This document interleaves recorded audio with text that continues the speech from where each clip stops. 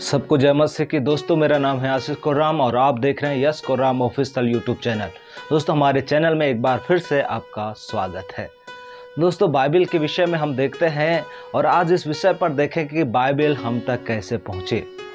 दोस्तों, हम देखते हैं उत्पत्ति किताब में ना तो पढ़ाई का काम ना लिखाई का काम विकसित हुआ था। उत्पत्ति में जो रचना हुआ या फिर वहाँ से जो कुछ परमेश्वर के लोगों के साथ घटित हुआ वो हमको बाइबल में कैसे देखने को मिलता है, वो सारे घटनाएं हम तक कैसे पहुँचे और उसको हम कैसे जानते हैं, इस विषय पर आज हम चर्चा करेंगे। तो शुरू से लेकर आखिरी तक आप हमारे इस वीडियो में बने रहिए। तो चलिए चलते हैं और शुरू करते हैं। तो सबसे पहले मैं आपको बता देना चाहता हूँ कि बाइबल लिखने का जो काम है वो कुछ समय का नहीं है, बल्कि 1000 वर्ष से भी अधिक समय इसमें लगा हुआ है। इससे पहले कि बाइबल या परमेश्वर का वचन लिखित में आया, ये जो है मौखिक रूप से एक दूसरे तक पहुंचाते रहे। जैसे कि उत्पत्ति की किताब में हुआ, एक पीढ़ी दूसरे पीढ़ी तक, दूसरे पीढ़ी तीसरे पीढ़ी तक, ऐसे मौखिक रूप में पहुंचाते रहे। ये जो कार्य है हजारों वर्षों तक ऐसा ही चलता रहा जब तक लेखन का कार्य शुरू नहीं हुआ। इससे पहले कि बाइबल में कुछ लिखा गया, मौखिक रूप से एक पीढ़ी दूसरे पीढ़ी तक परमेश्वर के लोगों के साथ हुए घटना को पहुंचाते रहे मौखिक रूप से, जिसको मौखिक परंपरा कहा जाता था।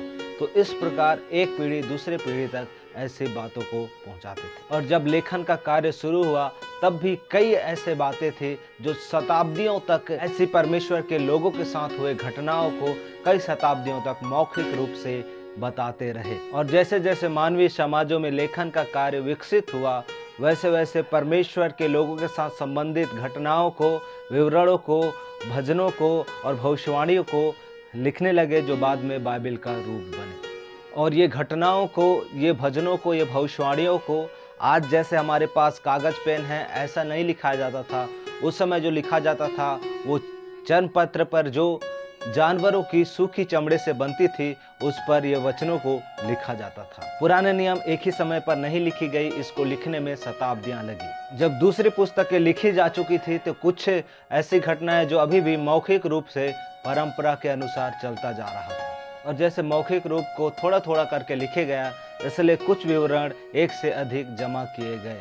इसलिए बाइबल का कुछ अंश आज के पाठक के लिए कुछ उलझन भरे हो सकते हैं, जैसे कि उत्पत्ति 1 अध्याय 1 से 24 पद, उत्पत्ति 2 अध्याय 5 पद से 3 अध्याय 24 पद तक, पहला सामुएल 16 अध्याय 14 पद से 23 पद तक और पहला सामुएल 17 अध्याय 55 से 58 पद तक। इन वचनों को जब हम पढ़ते हैं तो आपको पता चलेगा कि एक से अधिक विवरण कैसे जमा किए गए। जिन मूल पत्रियों को लिखे गए वो आज उपलब्ध नहीं है। संभव है कि बार बार उपयोग करने के कारण और बार बार घिसने के कारण पुराने जो मूल पत्रियां हैं वो नष्ट हो गए, लेकिन उन मूल पत्रियों के नष्ट होने से पहले उसके बहुत सारे प्रतिलिपि बनाए गए। उन प्रतिलिपियों के नष्ट होने से पहले और भी बहुत सारे प्रतिलिपियां बनाई गई जो आराधनालयों, मठों और गिरजाघरों के संपत्ति बने।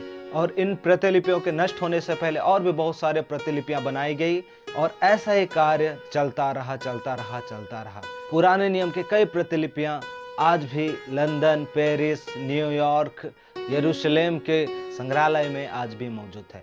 इसके बाद मूल भाषा इब्रानी से बाइबल को यूनानी भाषा में अनुवाद किया गया, जो लगभग 72 लोगों ने मिलकर इस अनुवाद का कार्य को किया। जब ये अनुवाद किया गया तो अधिकतर जो यहूदी जो रोमी साम्राज्य में थे वो यूनानी भाषा के बाइबल का उपयोग करने लगे, क्योंकि रोमी साम्राज्य में रहने वाले अधिकतर यहूदी जो है यूनानी भाषा बोलते थे। और ये अनुवाद का कार्य यीशु मसीह के जन्म से 100 वर्ष पहले किया गया था। पूर्णतः स्पष्ट नहीं है कि इसका फैसला कैसे किया, कौन सी पुस्तक इतनी पवित्र है कि यहूदी पवित्र शास्त्र में इसको जोड़ा जाए।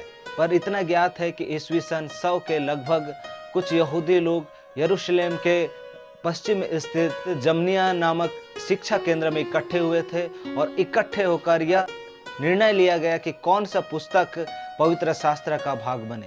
संभवतः इन्हीं विद्वानों ने या तय किया या फैसला किया कि 39 जो पुस्तकें हैं वो पवित्र शास्त्र पुराने नियम के भाग बनेंगे। यदि आपको हमारे इस वीडियो से कुछ जानकारी मिला हो या आपको अच्छा लगा हो तो कृपया हमारे चैनल को सब्सक्राइब करें, हमारे वीडियो को लाइक करें और अधिक से अधिक शेयर करें, ताकि यह महत्वपूर्ण जानकारी लोगों तक पहुंचे और हमारे बाइबल के विषय में जानकारी हासिल कर सके। प्रभु सबको आशीष दे। सबको जय मसीह की।